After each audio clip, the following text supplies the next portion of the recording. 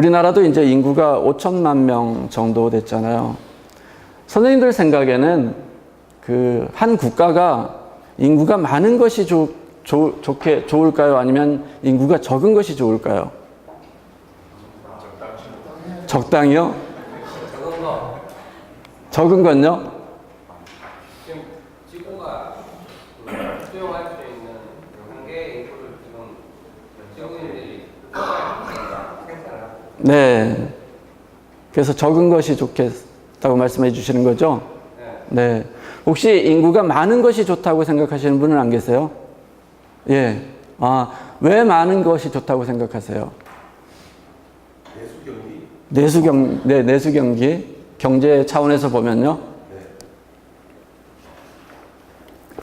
네, 그것도 이유가 될 것 같습니다. 충분히. 뒤에 선생님은 어떤 면에서 인구가 많았으면 좋다고 생각하세요?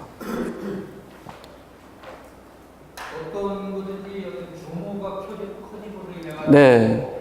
다양성도 확보될 수가 있고요. 네. 여러 가지 측면에서 먹고 사는 문제만 해결된다면 인구가 많이 좋을 것 같습니다. 네. 저도 이제 그렇게 그 생각도 많이 해보게 되고, 그것도 충분한 이유가 될 것 같습니다. 인구가 많은 것이 좋을까, 인구가 적은 것이 좋을까라고 판단할 때, 지금 말씀해 주신 것처럼 지구가 수용할 인원이 넘었으니까 인구가 적어야 된다고 생각하시는 분도 계시고요. 규모의 경제를 하기 위해서는 내수 경제를 활성화시키기 위해서는 적당한 인구가 있어야 된다고 생각하시는 분들은 인구가 좀 많았으면 좋겠다고 생각하시는 분도 계시는 것 같습니다. 자, 특정 국가의 인구가 많았으면 좋을까, 적었으면 좋을까에 대한 질문에 선생님들은 판단 기준을 달리 적용한 거죠. 어떤 분들은 경제적인 차원에서 보면 인구가 많았으면 좋겠다라고 생각하신 거고요. 어떤 분들은 지구가 수용할 정도, 그 다음에 인간이 행복하게 살기 위해서는 인구 밀도가 높은 것보다, 인구가 많은 것보다 적은 게 좋다고 생각하시는 분도 계실 거고요. 그 판단 기준이 어떠냐에 따라서 많은 것이 좋다, 적은 게 좋다, 이렇게 답변해 주신 걸로 생각이 드는데요. 저는 개인적으로 제 개인을 생각한다면 저는 경제보다는 삶의 질을 생각해서 인구가 적은 것이 좋지 않을까, 그런 생각을 해봤습니다. 지난 여름에도 미국을 이제 샌프란시스코에서 뉴욕까지 횡단을 제가 직접 운전하고 렌트해서 횡단을 하고 다시 캐나다를 올라가서 밴쿠버에서 이쪽까지 이제 서부까지 횡단을 했는데요. 미국하고 캐나다는 국토 면적은 캐나다가 조금 더 넓은데 인구는 캐나다가 10분의 1이잖아요. 3억 대 3천만 정도 되니까 저는 제 개인적인 느낌으로는 캐나다가 훨씬 편해 보였었어요. 그러니까 이거는 이제 본인의 가치관, 어떤 관점으로 보느냐에 따라 달라지는 것 같습니다. 다음 질문을 드리면요. 특정 국가의 장애인이 많은 나라가 좋을까요? 아니면 장애인이 적은 나라가 좋을까요? 애매한 질문만 드리는 건가요? 그러면 이렇게 말씀드리기 어려우면 장애인이 많이 보이는 나라가 좋을까요? 장애인이 적게 보이는 나라가 좋을까요? 네, 많이 보이는 나라가 좋겠죠. 그러면 장애인이 많은 나라나 적은 나라랑 이 차이는 어떤 거냐면요. 어떤 사회든지 장애 발생률은 거의 비슷해요. 원인이 좀 다르죠. 그러니까 제가 척수장애인데요. 척수장애만을 가지고 보면 장애 발생 원인이 아주 다양해요. 우리나라 같은 경우는 교통사고가 원인이 되는 경우가 아주 크고요. 그 다음에 저쪽에 남미 볼리비아 쪽 가면 총기 사고가 척수장애인 원인이 가장 커요. 또 뉴질랜드나 이쪽 가면 스포츠가 이제 원인이 되고요. 전 정말 이 원인 중에 재밌었던 게 부탄이나 네팔 정도 가잖아요. 히말라야 산맥 있는 데 가면 그건 낙상이 제일 많아요. 그러니까 특정 국가의 환경에 따라서 장애 원인은 달라질 수 있지만 장애 발생률은 비슷해요. 그런데 우리나라는 우리나라는 등록 장애인을 인구의 5% 정도로 봐요. 250만 명. 그런데 우리는 5%로 보는데요. 우리 보통 이제 비교할 때 OECD를 비교하잖아요. OECD 국가의 장애 인구는 평균 10%로 봐요. 장애 인구를 가장 넓게 해석하는 나라가 미국인데요. 거기는 19% 정도 봐요. 19%에서 20%. 그러니까 장애인을 많이 보는 나라가 있고 적게 보는 나라가 있는데 우리나라는 OECD의 절반, 미국의 4분의 1을 장애로 봐요. 그럼 우리나라는 장애 발생이 적어서 그럴까요? 그거는 또 아니거든요. 우리나라는 장애 등록제가 있는 나라라서 그래요. 나는 내가 불편해도, 그러니까 장애의 정의가 이런, 장애인 복지법상 보면 장애의 정의가 이거거든요. 일상생활에서 불편하고 사회활동에서 어려움을 겪는 경우를 장애인이라 그래요.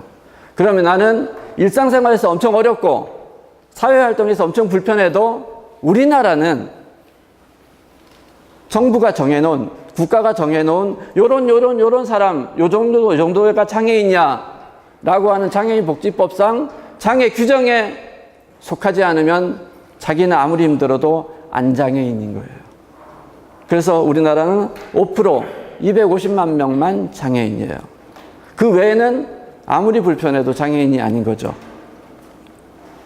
이 표를 보면 최근에 나온 자료인데요. 우리나라 장애 인구가 2006년도부터 계속 늘어나요. 등록 장애인이. 특히 이제 장애를 가진 사람, 장애 등록을 한 사람한테만 정부의 장애 관련 서비스가 제공되다 보니까 그 서비스를 받기 위해서 과거에는 장애 등록을 안 했던 사람들도 이제 장애 등록을 점점 많이 하기 시작하죠.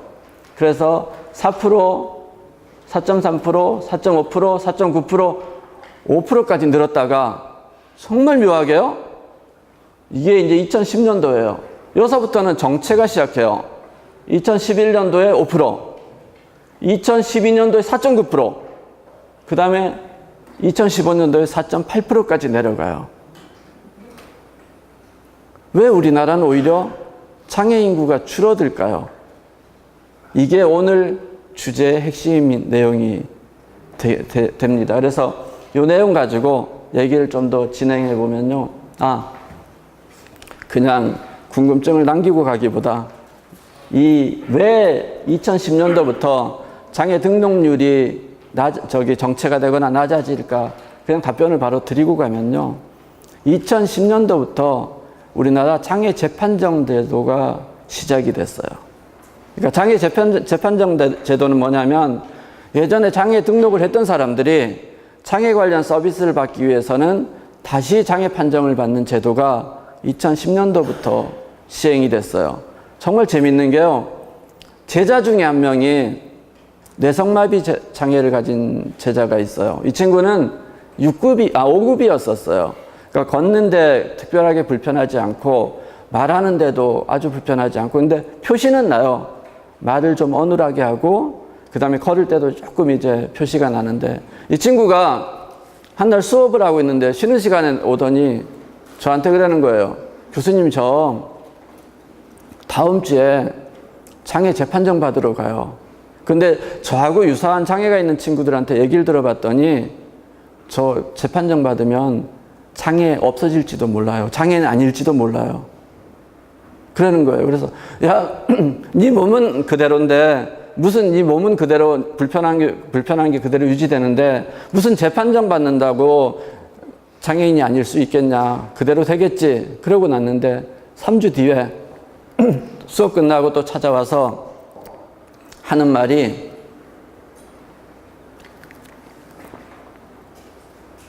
교수님, 저 장애 판정 받고 왔는데요. 저 지금부터 장애인 아니에요. 장애인 아니래요. 장애 재판정을 받으니까 5급이었던 장애인이 장애가 없음으로 나온 거예요. 그리고 나서 이 친구가 이제 나는 장애인 아니라 그러고 다니는 거예요. 그래서 제가 그랬죠. 장애 등록을 해야지 세금이나 이런 것들에 관련해서 그동안에 받았던 서비스를 받으니까 다시 이의 신청해봐라. 그래서 다시 이의 신청을 했어요. 그랬더니 이의 신청해서 다시 재판정 받았더니 다시 5급이 됐어요. 그래서 그 친구는 자기 몸은 그대로 있는데 재판정 제도에 의해서 장애인이었다가 장애인 아니었다가 다시 장애인이 된 친구예요. 이런 제도가 장애 등록제, 등급제 그런 제도죠. 등급이라는 거는 그런 거잖아요. 높고 낮음을 나누고 그 다음에 계층을 나누고 뭐 이런 건데요. 저는 등급이라는 거를 생각해 봤더니 제가 충주에 살았던 기억이 있어서 그런지 사과를 이렇게 등급으로 나눴던 기억이 나요. 근데 우리 사회는 이런 등급을 많이 나눠요. 예전에는 아예 신분이 등급이 나눠진 적도 있었죠. 여기가 부산 쪽이니까 신라에는 골품제가 있었잖아요. 그래서 아예 신분을 등급으로 나누기도 하고, 요새 그 결혼정보회사에 가면은 또 신랑 신부를 등급으로 나눈다 그러더라고요. 은행에 가도 등급으로 나눠져요. 신용카드를 할 때도 등급으로 나눠지고요. 이런 등급은 어느 사회나 언제나 다 있죠. 그런데 장애를 가지고 이제 등급을 하는데요. 그 장애를 등록하려면 병원에 가서 나는 몇 급이어야 된다는 등급을 받아야 되는데요. 이 장애 등급제는 최근에 나온 것이 아니라 벌써 수십 년 전에 우리나라에 나온 제도인데, 최근 몇 년간 장애 등급제, 등록제와 관련해서 아주 논란이 많아요. 장애계에서는. 왜 이렇게 논란이 되는가? 그 다음에 그 논란에 대해서 우리는 어떻게 생각하는가? 그리고 이거에 대한 대안은 무엇인가? 그게 오늘 선생님들하고 저하고 공부해야 될 내용이고 토론할 내용이기도 합니다. 우리나라는 이렇게 장애 등록제, 등급제가 있는 나라인데요. 이미 뭐 많이 알고 계신 분도 계시겠지만 장애를 신체적 장애하고 정신적 장애로 나누고요. 다시 외부 신체 기능의 장애, 내부 기관의 장애, 그 다음에 정신적 장애는 발달 장애, 이렇게 구분을 해서 15가지 장애 유형으로 나누고, 이 나눴던 유형을 다시 등급을 매기죠. 1급에서 6급까지. 이거는 이제 장애인 복지법상 장애 유형이에요. 근데 법률마다 또 달라요. 특수교육법은 장애 유형을 9가지만 나눠요. 그건 또 등급은 없어요. 등급은 그냥 경도, 중도, 최중도 이 정도만 나누고요. 장애인 복지법은 신체적 장애를 12가지로 나누고요. 정신적 장애를 3가지로 나눠요. 근데 특수교육법은 반대로 정신적 장애를 6가지 유형으로 나누고요. 신체적 장애를 3가지 유형으로 나눠요. 그럼 장애인 복지법하고 특수교육법은 같은 나라인데 왜 장애 유형을 달리 나눌까요? 혹시 답변해 주실 수 있는 분 계세요? 왜 그런지? 필요에 따라서요? 그 말씀도 맞는 것 같아요. 조금 더 깊이 들어가면요. 필요에 따라도 맞아요. 조금 더 깊이 들어가면 어떤 답변을 해 주실 수 있을까요?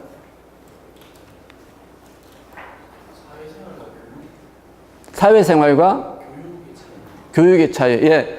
그러니까 법의 목적에 따라, 필요에 따라도 맞고, 금방 말씀해 주신 교육과 사회 활동에 따라 그게 맞는데, 장애인 복지법은 사회 활동을 하는데 얼마나 불편한가, 일상생활 하는데 얼마나 불편한가가 기준이고요. 목적, 법의 목적.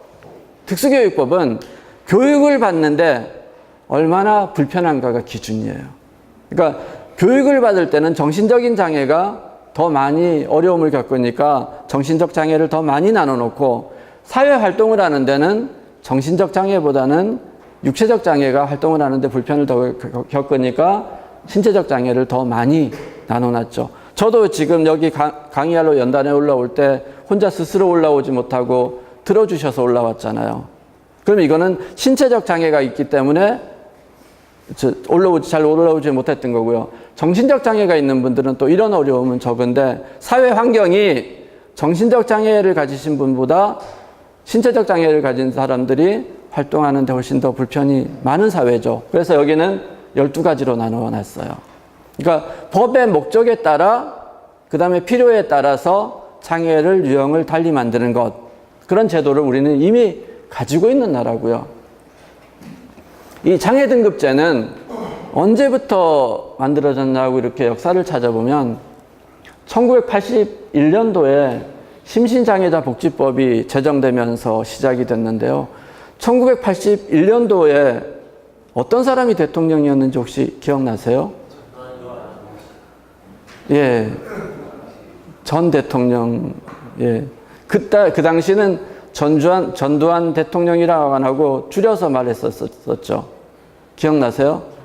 예, 전통이라 그랬었어요. 그리고 땡전 뉴스가 있던 그 시절이었죠. 저도 그때 이제 대학 생활을 했었는데요. 묘하게도 사회복지의 역사를 살펴보면 독재자들이 사회복지 관련된 법을 많이 만들어요.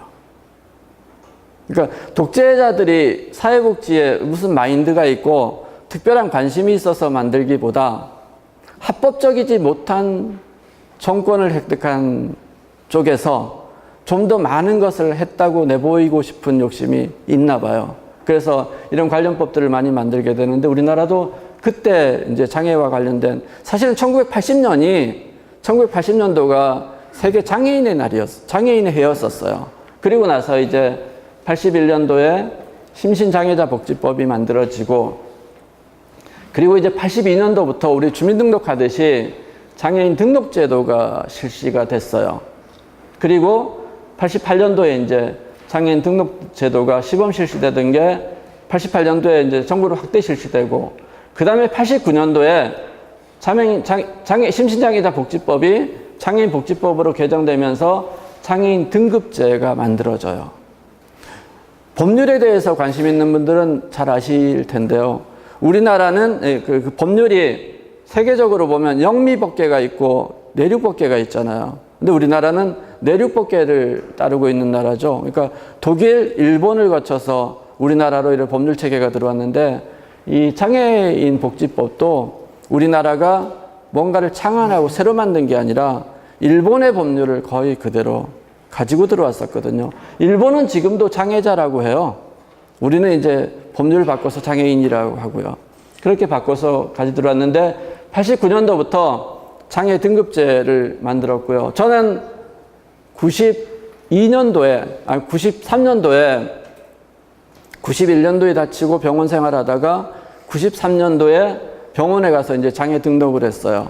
근데 장애 등록을 하러 갔던 걸 가만히 지금 생각해 봤더니 그 당시엔 동사무소였죠. 동사무소에 가서 저 장애 등록하려고요. 그랬더니 동사무소에서 이 병원으로 가세요. 그래서 그 병원에 갔더니 의사 선생님이 저를 이래 보더니 휠체어 타세요? 네, 알았습니다. 그게 땡이었었어요. 그리고 이제 동사무소에서 거기 진단서 써준 거 가지고 동사무소에 왔더니 장애 1급 그렇게 주시더라고요. 또 그 당시에는 또 나중에 알았던 일인데요. 그때는 장애 등록을 어떻게 했냐면 시각장애 같은 경우에요. 이렇게 가면은 어떤 의사 선생님은 시력 검사를 하고 어떤 의사 선생님은 시력 검사까지 안 했대요. 보이세요? 그래서 안 보여요. 그럼 몇 급 그렇게 했다 그래요. 심지어는 어제 이제 의사 선생님한테 시각장애 1급을 받은 사람이 오늘 자기가 어떤 시각장애인을 데리고 가서 이 친구 시각장애 등록하러 왔어요. 그렇게 얘기를 하면 어제 1급을, 시각장애 1급을 결정했던 사람이 오늘 그 사람이 데리고 온 사람이면 더 시각장애가 있을 거라는 예측하에 알았습니다. 1급. 뭐 이렇게 했던 적도 있었어요. 그때는 등록을 하고 등급을 하고 그 다음에 장애와 관련된 서비스가 거의 없을 때, 많이 없을 때, 그럴 때 이제 이런 등록하는 그런 관례가 좀 있었죠. 이제 이 등급제와 관련해서 논란이 일어나기 시작한 것은 2007년도에 장애인 활동 보조 사업을 시작하면서 이제 논란이 일어나기 시작했어요. 뭐냐면 예산하고 관련이 있어요. 장애인 활동 지원 제도, 활동 보조 서비스를 시작하면서 정부에서는 처음 시작할 때 이렇게 예산이 많이 들어갈 줄 예측을 못 했었나 봐요. 이 장애인 활동 보조 사업, 이 서비스도 받으려고 우리나라 중증 장애인들이 정말 많이 투쟁을 많이 했었죠.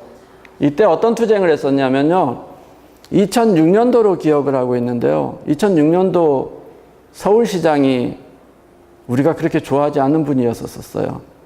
기억나세요? 2006년도의 서울시장요. 예. 이명박 전 대통령 그렇게 말씀하시는 분이 거의 안 계시는 것 같아요. 자, 이명박 그 전 대통령이 시장일 때, 노무현 대통령이 대통령이실 때 2006년도에 그 국제회의가 있었는데요. 그래서 세계 정상들이 많이 왔었는데 그때 중증 장애인들이 한강대교를 휠체어에서 내려와서 기어서 시위를 했어요. 우리도 인간답게 생활하자. 다른 선진국들이 제공하는 서비스인 장애인 활동 보조 서비스를 우리도 제발 해달라라고 한강대교를 막 기어서 시위를 하니까 외신 기자들이 왔다가 아시아 그 정상회담 하는 거 취재를 해야 되는데 외신 기자들 사이에 야 대한민국 희한한 일이 생겼어. 그 중증 장애인들이 휠체어도 혼자 못하는 사람들이 12월 1월에 한강대교를 기어서 시위한대. 그래서 정상회담 취재하러 왔던 외신 기자들이 한강대교로 다 취재하러 가버리는 거예요. 그러면서 큰일 나겠다. 이대로 뒀다가는 정상회담 하면서 우리나라 위상을 높이는 것이 아니라 정말 나라 창피해지겠다. 그러면서 그 당시 그 시장이었던 서울시장이 알았습니다. 내년부터 서울시는 활동보조 서비스를 무조건 하겠습니다라고 하면서 이제 이게 본격적으로 시작이 됐는데요. 이 제도가 2007년도에 서울시에서 시작하면서 그 다음에 이제 2007년도 후반기부터 전국으로 확대 실시하다 보니까 예산이 많이 들어가게 되는 거예요. 활동보조 서비스를 신청하는 사람들이 많다 보니까.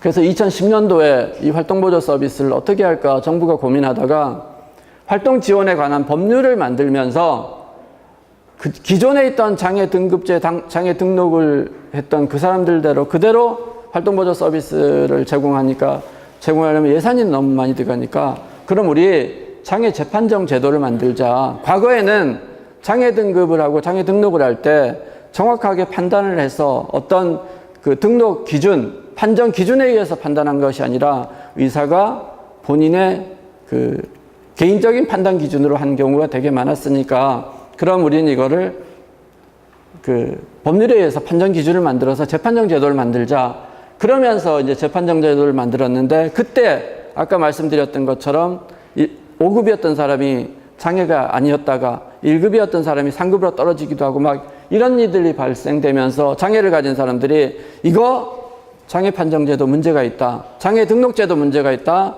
장애 등급제 문제가 있다. 그러면서 2011년도 이때부터 장애 등급제 폐지 운동을 이제 하게 되죠.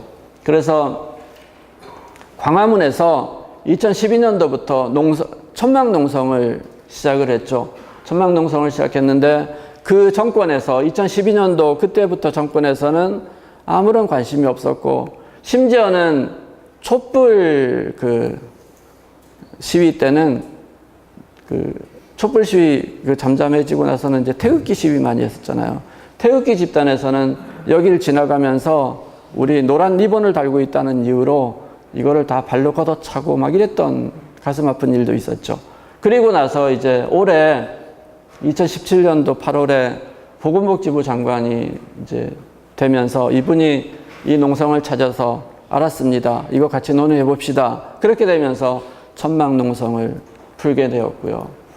그런데 이 장애등급제와 관련해서 기사들을 보면 장애등급제 폐지 민간협의체 뭐 했다 그러고 장애등급제 관련 다양한 의견을 수렴한다 그러고 이런 것들이 나왔을 때 댓글을 보면 장애등급제를 폐지해야 된다는 댓글도 있고 장애등급제를 왜 폐지해야 되냐는 댓글도 있고 아직도 이 장애등급제와 관련해서는 논란이 많이 일어나고 있거든요.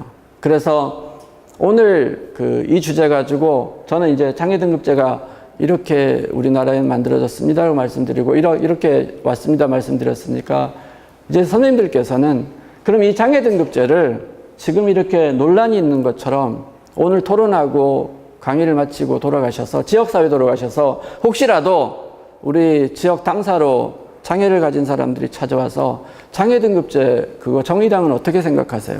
장애등급제 어떻게 했으면 좋겠어요? 라고 질문을 하거나 아니면은 꼭 장애를 가진 사람이 아니더라도 우리 활동을 하거나 아니면은 다른 자리에 가서 무슨 얘기하다가 장애등급제와 관련된 주제가 나왔을 때 적어도 활동가 되시는 분들은 장애등급제에 대해서 그건 이런 겁니다라고 가지고 얘기할 수 있으면 좋겠다 싶어서 이 주제를 시작을 했고요.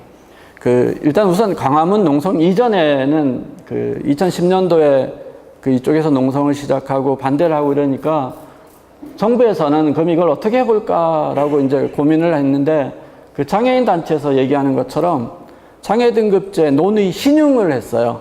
그러니까 장애인 등급제를 없애보려고 본격적으로 뭘 해본 게 아니라 무슨 복지 서비스 개편 기획단 만들고 그 2년 뒤에 장애 판정 체계 기획단 또 만들고 그 다음에 1년 뒤에 종합 체계 개편 추진단 또 만들고 그 다음에 뭐 시범사업하고 그래서 계속 논의만 지금 이제 6년째, 7년째 하고 있는 상태라서 지금도 장관이 농성장에 찾아가서 그럼 등급제 폐지하자, 논의해보자. 그래서 이제 또다시 이런 단체가 이런 기획단이 만들어졌는데 이걸 보면서 수년 동안 신용만 하는 걸 봤더니 요즘에 또 그 신문 댓글이나 장애를 가진 사람들 그쪽 단체에서 나오는 얘기가 쟤들 또 저래다 많은 거 아니야라는 의심을 하고 있는 상태고요. 농성 이후에 아까 말씀드린 대로 장애 등급제 폐지 민간협의체라는 것들이 이제 만들어져서 지난주에 이제 첫 회의를 했죠. 첫 회의를 하고 거기 참석하신 분들한테 얘기 들어봤더니 우선 뭐 조직 만드는데 집중했다. 그리고 이제 본격적으로 논의를 할 예정이라고 하는데요. 정부에서 내놓은 정책 보면 많이 좀 불안해요, 아직까지는. 왜냐하면 보건복지부가 장애인 등급제와 장애인 서비스에 관련해서 아직 많이 모르고 있다는 느낌이 많이 들죠. 아까 어떤 분이 말씀하셨듯이 장애 영역의 전문 인력들이 많이 부족하다 보니까 특히 정부는 순환보직이잖아요. 보건복지부 장애인 서비스 관련된 부서에서 와서 일을 좀 하시다가 1년 조금 지나면 또 다른 부서 가시니까 계속 새로 와서 낯선 임무를 계속 하시다 보니까 한계가 좀 있다. 그런 생각이 들고요. 자, 그러면 이 등급제는 뭐가 문제였었고, 그 다음에 그 대안은 어떤 걸까를 말씀을 드려보면요. 첫 번째는 장애 등급제는 낙인의 문제가 있었어요. 그러니까 장애 1급 그러면 할 수 없는 사람이라는 사회적인 낙인이 있죠. 실제로 저는 그냥 휠체어 타고 있으니까 눈에 보이는 장애인이니까 뭐 등급이 됐던 아니던 상관없이 등록이 됐던 등급이 됐던 상관없이 휠체어 타고 있으니까 1급 장애 뭐 이렇게 되는데 정신장애 영역에 가면요. 우리나라는 지금도 정신장애는 장애 등록을 되게 안 하는 나라거든요. 왜 그러냐면 지적장애, 그 다음에 자폐성 장애, 그 다음에 정신장애, 장애 등록을 하면 나중에 취업할 때 그 자료가 어떻게 됐는지, 유출이 됐는지 어떻게 돼서 아니면 장애라는 게 알려지면 취업할 때 상당히 불이익을 받는 사례가 있었고 그런 걱정이 되기 때문에 등록을 하고 정부에서 지원하는 서비스를 받으면 좀 더 나음에도 불구하고 나중에 내가 장애 등록해서 피해를 볼 거를 그게 걱정이 돼서 실제로 장애 등록을 안 하는 일이 되게 많아졌죠. 그래서 이 낙인의 문제가 첫 번째 장애 등급제 이런 것들과 관련된 내용이고요. 두 번째는 장애의 정의의 문제인데요. 이 장애의 정의의 문제는 이제 역사가 좀 오래됐는데요. 과거에는 장애는 몸이 불편한 사람으로 장애를 취급을 했었어요. 그런데 최근에 이제 장애의 사회적 모델, 뭐 장애학이 만들어지면서 장애 문제를 개인의 몸이 불편한 것을 또 중요하지만 그것을 떠나서 사회 환경이 장애를 만든다라는 개념이 이제 사회적 모델이라 그러는데요. 우리 장애 등급제는 사회적인 여건, 그 다음에 개인의 어떤 그 상황, 뭐 이런 것들은 다 무시하고 의료적인 관점에서 의사가 봤을 때 요건 1급, 요건 2급, 요건 3급 이렇게 정하는 판정 체계가 되어 있죠. 그래서 실제로 지금 이제 사회적 모델이나 새로운 장애의 정의에는 많이 미치지 못하는 그런 얘기고요. 그 다음에 아까 말씀드렸듯이 교육에서의 장애가 다르고 직업에서의 장애가 다르고 각 분야마다 이제 장애의 정의가 다를 수밖에 없죠. 예를 들면 아까는 특수교육법 말씀드렸는데요. 저는 이제 산업재해로 다쳤잖아요.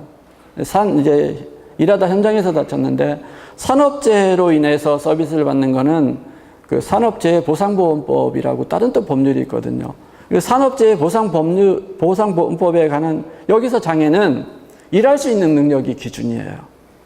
그러니까 각 법률마다 서비스마다 목적이 다르고 그 정의가 다르기 때문에 지금 장애인 복지법상 정의를 가지고 장애 등록을 하고 그 다음에 그 등급을 만들고 거기에 따라서 서비스를 제공하는 거는 그 서비스 각 분야별로 적절치 않다. 그런 이제 정의 문제고요. 어떤 얘기냐면 우리 이제 부엌에서 음식을 만들잖아요. 음식을 만들 때 칼로 썰어야 될 게 있고 그 다음에 도마로 두드려야 될 게 있고 그 재료에 따라서 그 다음에 음식을 먹을 때도 숟가락으로 떠먹어야 되는 게 있고 젓가락으로 먹어야 되는 거 있고 포크가 있고 막 그렇잖아요. 저는 가끔 레스토랑 가면 젓가락이 없어서 되게 아쉬울 때 있거든요. 포크만 주면.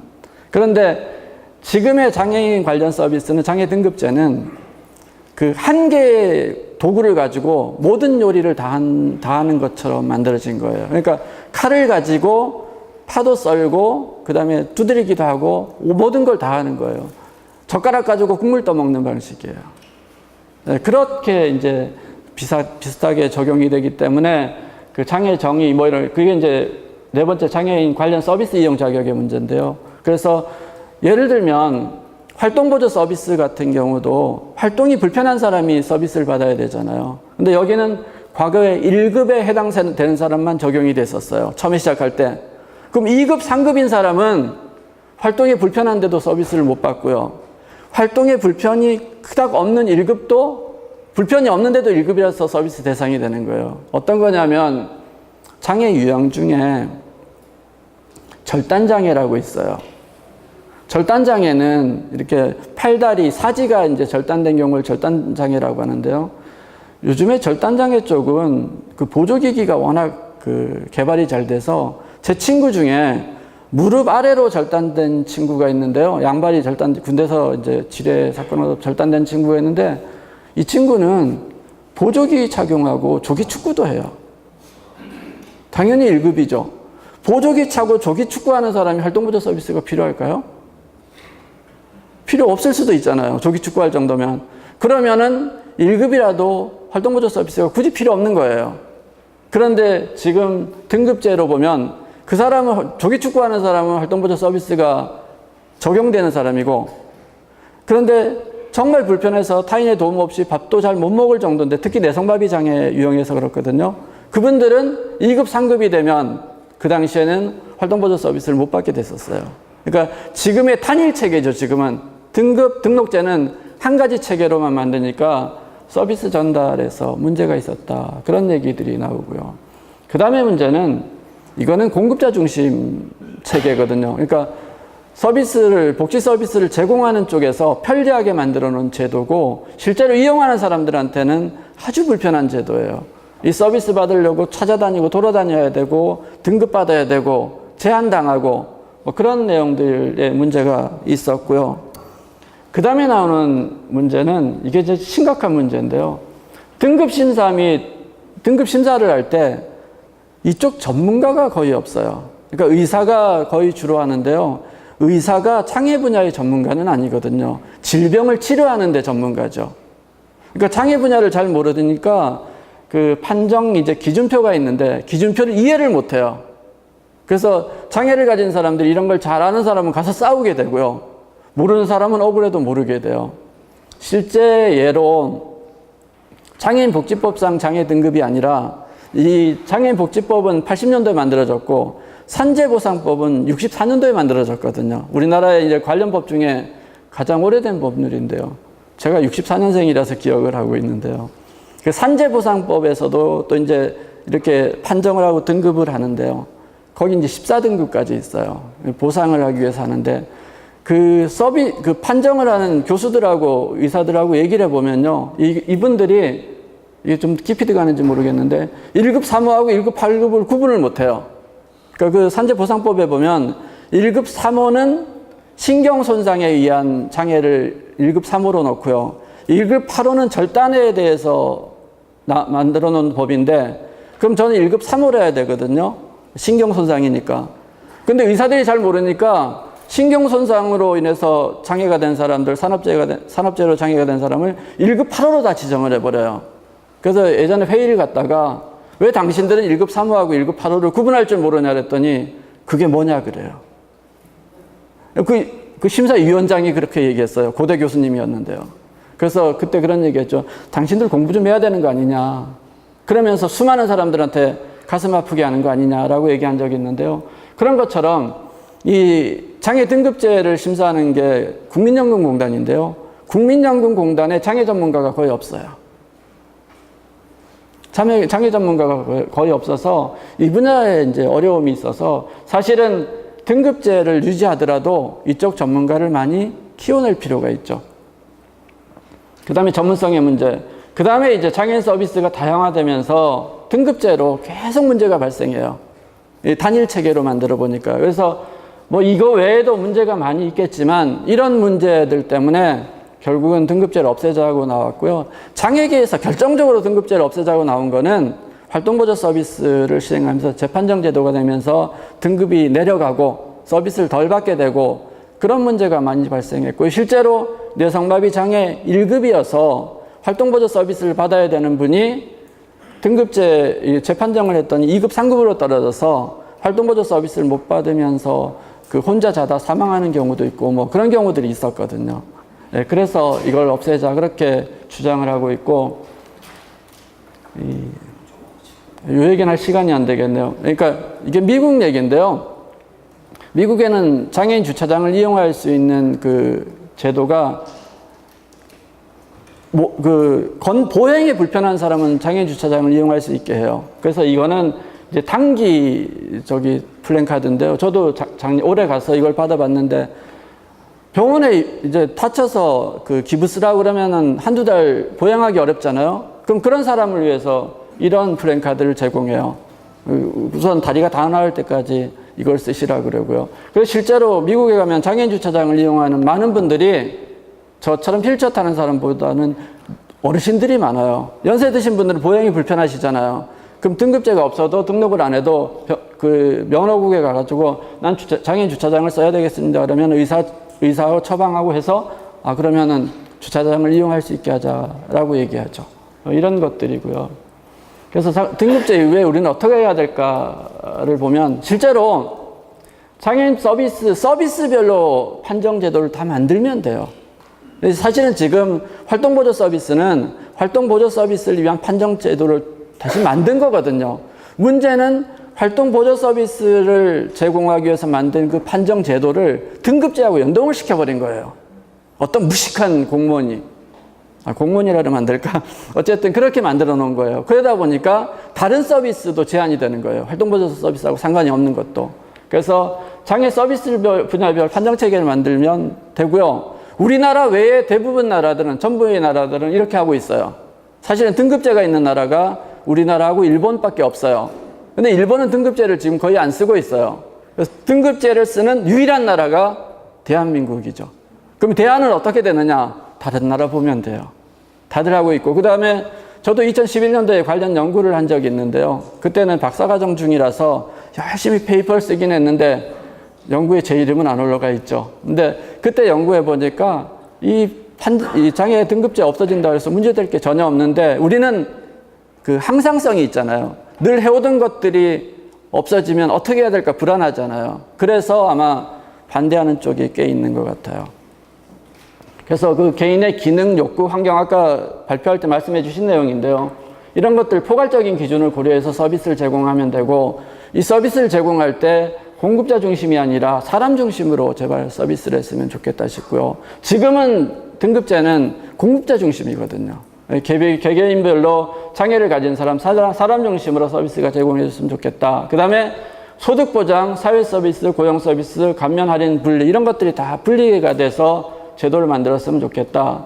그 다음에 전문 인력이 좀 많이 양성이 되었으면 좋겠다. 그리고 장기적으로는 등급제만이 아니라 등록제도 폐지했으면 좋겠다. 이렇게 이제 나오는 얘기고요. 실제로 이제 정부에서 준비하는 것들은 사회 서비스 할 때 소득보장, 그 다음에 감면할 때 1단계, 2단계, 3단계를 폐지하겠다고 하는데 이렇게 이제 안을 내놨는데 장애계에서는 이거 안 된다, 말도 안 된다, 새로 하자 이렇게 얘기를 하는 중이고요.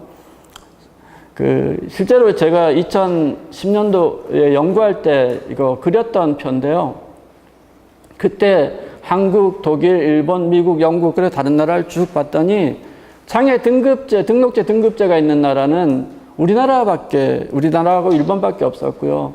그 한국이나 독일이나 미국이나 영국 같은 경우는 등급제, 등록제가 있는 것이 아니라 개별 서비스마다 판정제도가 다 있어서 그 장애인 주차장을 이용했을 때 판정제도, 그 다음에 직업 서비스를 받을 때 판정제도, 뭐 또 다른 서비스를 받을 때 판정제도, 그래서 판정제도 서비스별로 판정제도가 쭉 있어서 장애를 가진 사람들이 이 서비스, 그러니까 직업과 관련된 서비스, 뭐 얻은 서비스, 거기에 따라서 판정제도를 줄 만들어서 공급자 중심이 아니라 수요자 중심의 서비스를 만든 것, 그런 것들을 이제 본 적이 있습니다.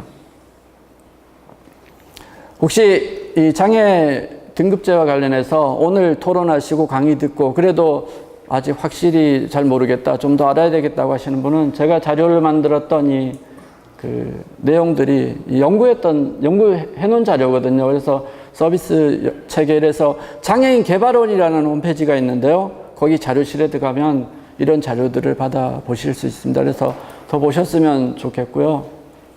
긴 시간이었는데요. 토론 열심히 해주시고 발표해 주셔서 고맙습니다. 저는 여기서 끝내겠습니다. 고맙습니다.